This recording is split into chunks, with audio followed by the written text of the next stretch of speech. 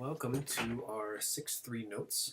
So on talking about similar polygons. So we spent time this chapter talking about ratios, rates, and proportions, and then we talked about how dilations produce something called similar polygons. Okay, so let me just remind you where we went last time. Okay, so if we have a dilation, from here it's from the origin, but it doesn't really have to be.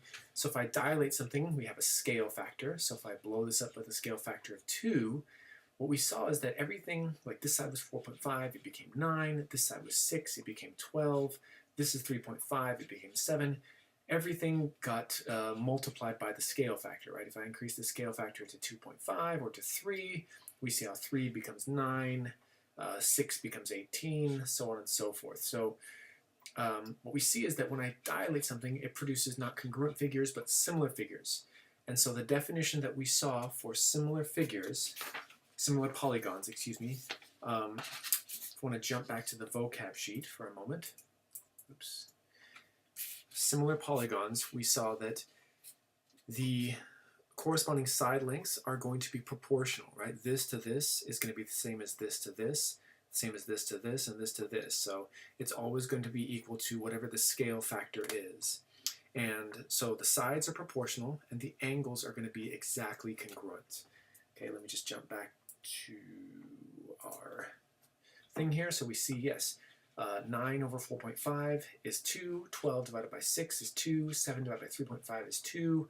I could do the same thing with 3, for example, right? 18 divided by 6 is 3, 10.5 divided by 3.5 is 3, so on and so forth. So these sides are proportional, and the angles are congruent, right? 50.6, 50.6, 87.9 degrees, 87.9 degrees. I could change it, and it doesn't matter, right? The angles are congruent, and the sides are proportional.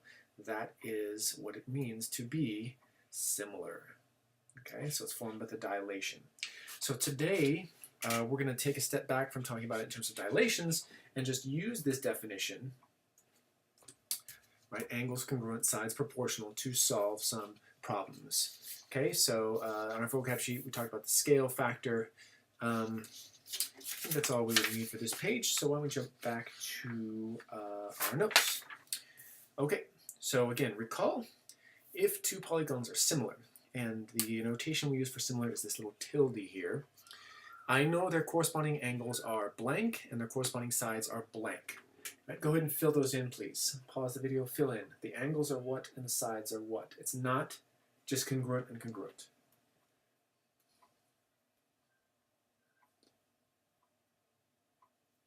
Okay, so hopefully you remembered the angles are congruent, right? Exactly the same shape, but the sides are not congruent, they are proportional.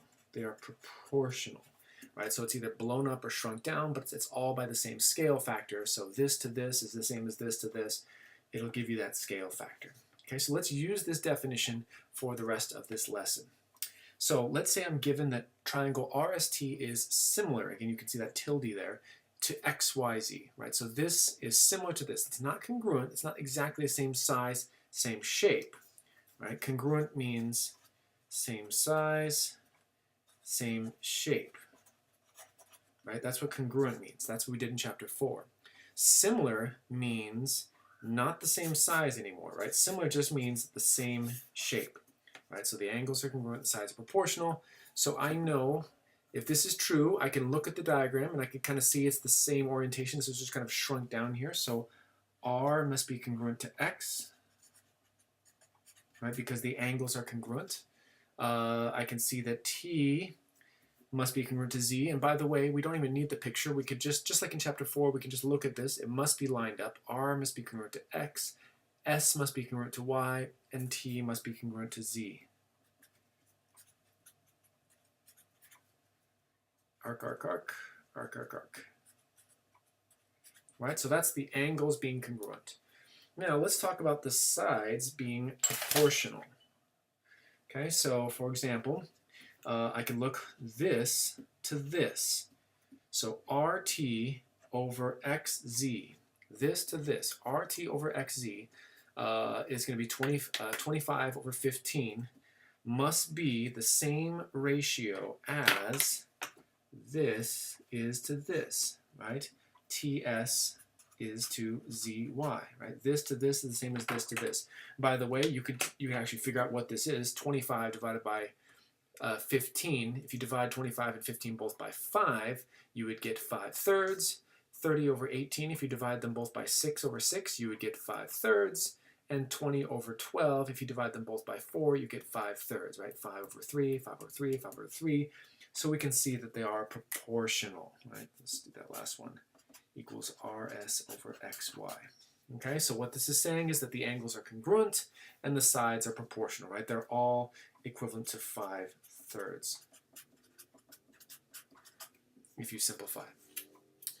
Okay, so in this diagram, given that DEF is similar to MNP, given that, find the value of X. All right, go ahead.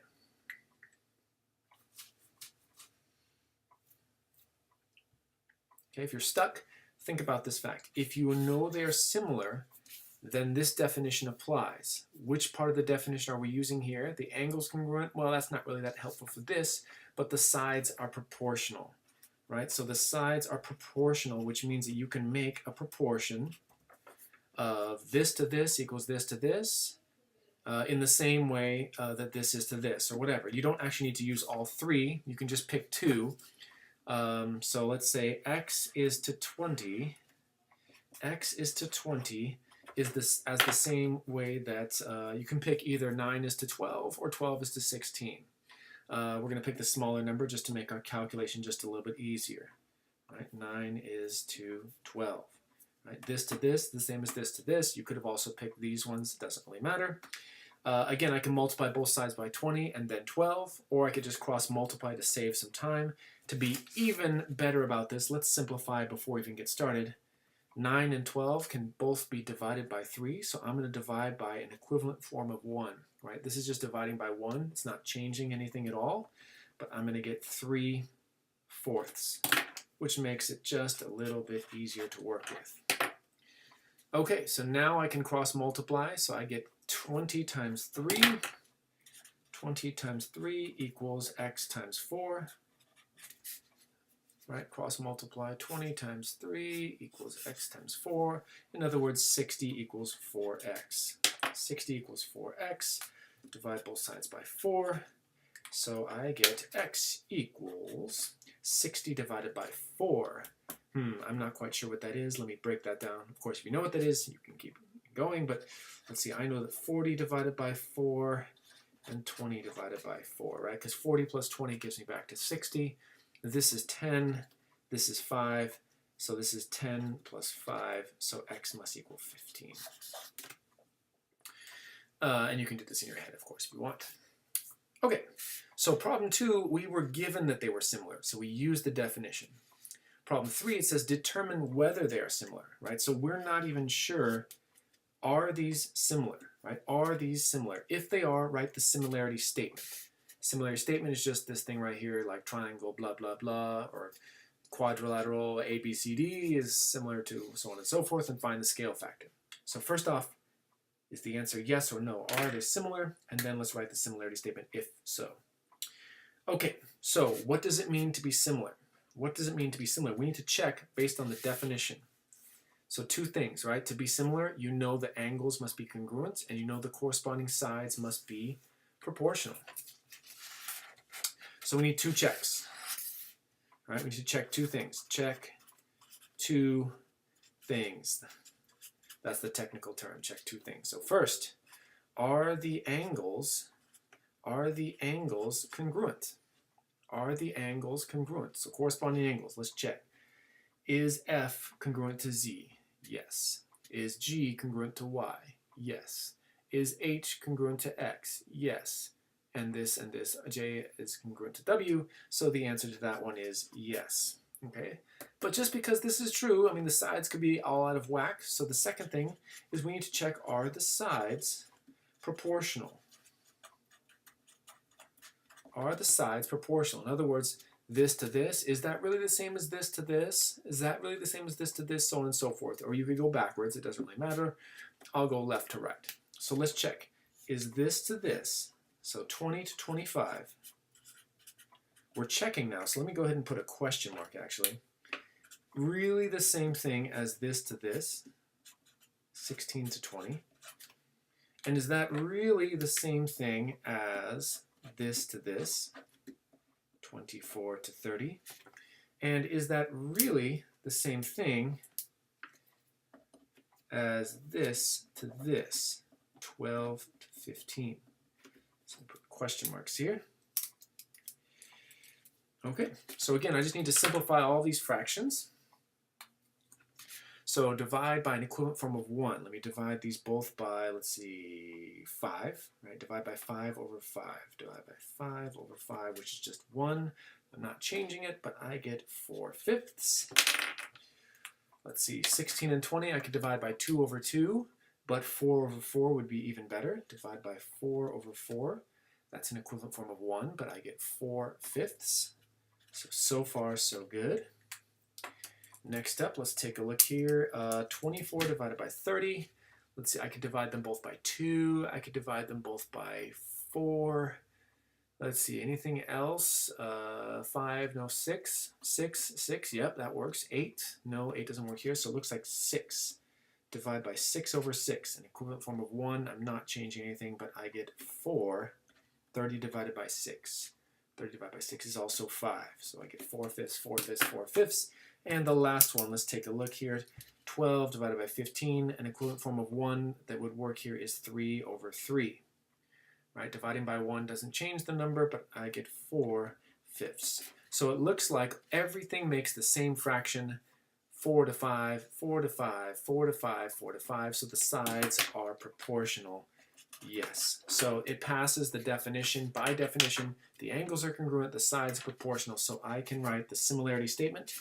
It's not a triangle, so I can go whatever order I want. I'll go in kind of alphabetical order, so what is that? F, I guess it's not alphabetical order, I'll just say F, G, H, J.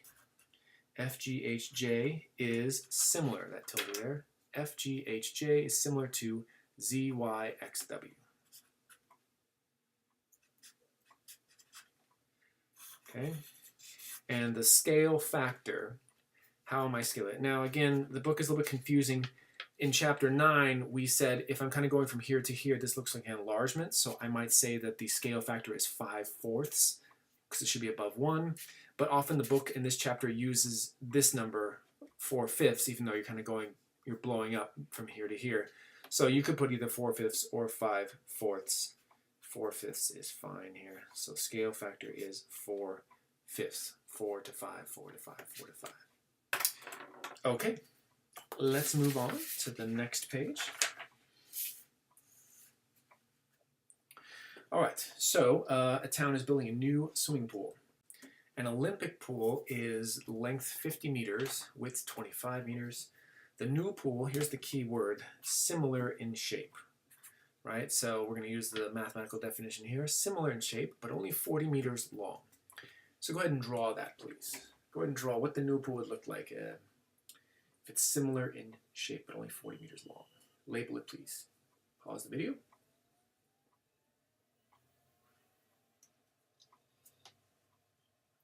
Okay, so hopefully you kind of tried to draw it just a little bit smaller, but the same type of shape.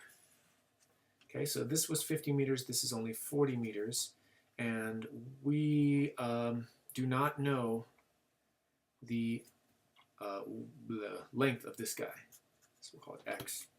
It says find the scale factor of the new pool to an Olympic pool. Okay, so first off, part A, find the scale factor. So the order is important here, how they name it. So the new pool to the Olympic pool. So I want new to Olympic, this to that. So this to that, not the other way around, this to that.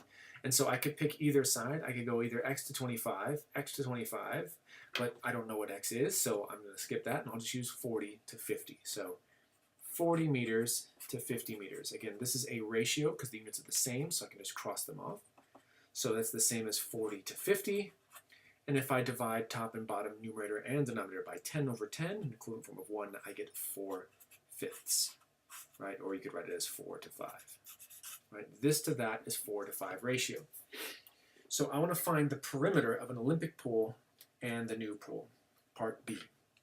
Okay, so perimeter problem for this, I mean a rectangle, everything is, opposite sides are congruent. So for the, I'll just write P of the Olympic, O-L-Y, perimeter of the Olympic is just 2 times 50 plus 2 times 25, right? You got two 50s, that's 100 plus 50, right? 100 plus 50, so we get 150, and we have to label units, of course, meters. The question is, though, how are we going to find the perimeter of this guy? Well, first I need to actually find this length. Width. Width. So let's go ahead and set up, because these are similar, right? Because these are similar, I know again that the angles are congruent and the corresponding sides are proportional. So I can make a proportion saying this to this equals this to this, right? This to this equals this to this. So I could say 40 to 50 equals x to 25. Since I already simplified that, though, I'm just going to use this 4 to 5 thing. So let's go ahead and solve for x. So I know 4 to 5, this to this, 40 to 50, is the same ratio as x is to 25. Okay. Now, I've already simplified, no need to simplify anymore. Cross multiply, 25 times 4 is 100, equals 5x. Okay. Divide by 5 on both sides, and I get x equals 100 divided by 5, or x equals 20. X equals 20. So from there, if I know that this is 20 meters, I could just plug in the rest now. So this is 20 meters, this is 20 meters, and this is 40 meters, and this is 40 meters. So I get the perimeter of the new, so P new, equals 2 40s. Running out of room here, so 2 times 40 is 80, and 2 20s, which is 40. So 80 plus 40 is 120 meters. Now, there was actually another way we could have done this, and that's going to rely on a theorem. So let's pause for a second here. If you could flip to page 2, your theorems sheet.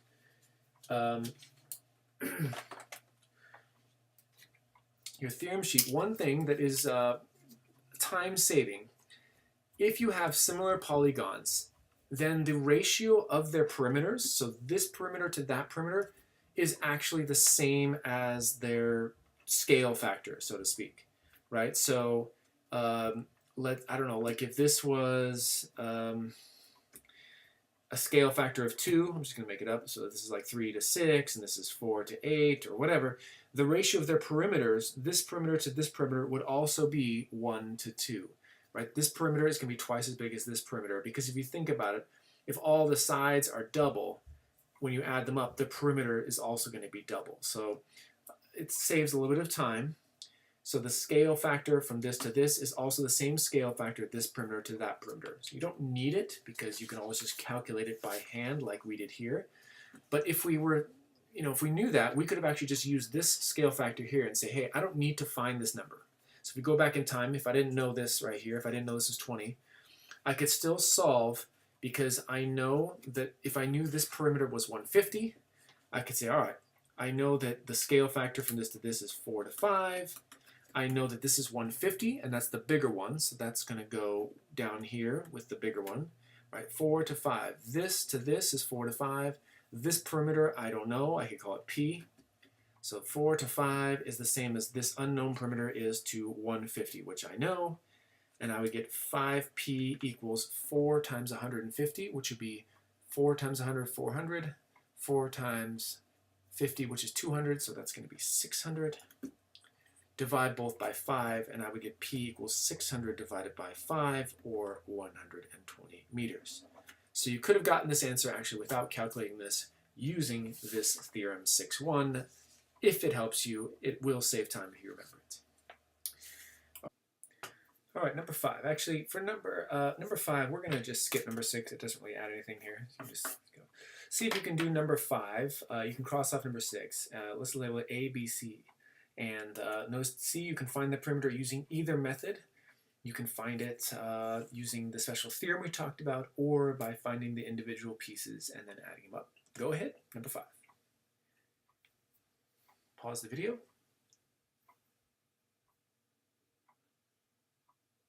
Okay, so if you are done, let's go ahead and check it out. Find the scale factor. Again, the order is important. It says from F, G, H, J, K to A, B, C, D, E. So it's from this to this. So I just need to pick a number. I could go 12 to, well, there's nothing here.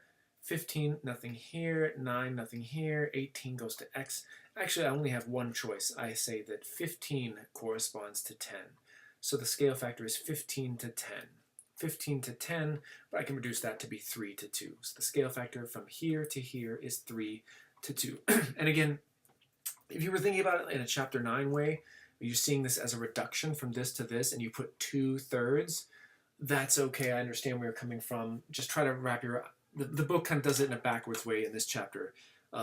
Instead of chapter 9, they say like this is a 15, this is a 10, so this scale factor is 3 to 2. So I know it's the opposite of what we did in chapter 9. Just try to get used to this new notation here. So part B, find the value of x. Hopefully you already did this. I'm going to use the same scale factor, 3 to 2. Right? Because this is similar, I know the sides must be proportional. So this to this must be the same ratio. Right? 15 to 10 must be the same ratio as 18 is to x. This is already simplified. I don't need to do any extra work. 3x equals 18 times 2, or 36. 3x is 36, and I divide by 3 on both sides to get x equals 12. All right, so now for this last one, I have a couple options. Part C, I could go ahead and call this y, I could call this z, I could call this w. I could do the same 3 to 2 equals 15 to y, 3 to, so on and so forth. I could find all the individual pieces, but I'm going to go ahead and use this theorem here, which said that the perimeter of this to this follows the exact same scale factor. So I'm going to save some time, and since I know the scale factor is 3 to 2, the perimeter is going to be the exact same thing. So all I need to do is find this perimeter here. So this perimeter is 15 plus 9. So 15 plus 9, so I'll call this the perimeter, equals 15 plus 9 plus 12. I'm out of space here, plus 15 plus 18. Let's see, 15 plus 15 is 30. 18 plus 12, that's another 30. So 30 plus 30 is 60 and 9, so 69. So I can double check that. Let's see, this would be 33, 43, 48, 57, 60, yeah, 69. Okay, so this is 69 units, whatever it is. And so this one is going, this to this is going to follow, as the theorem said, the exact same scale factor, 3 to 2.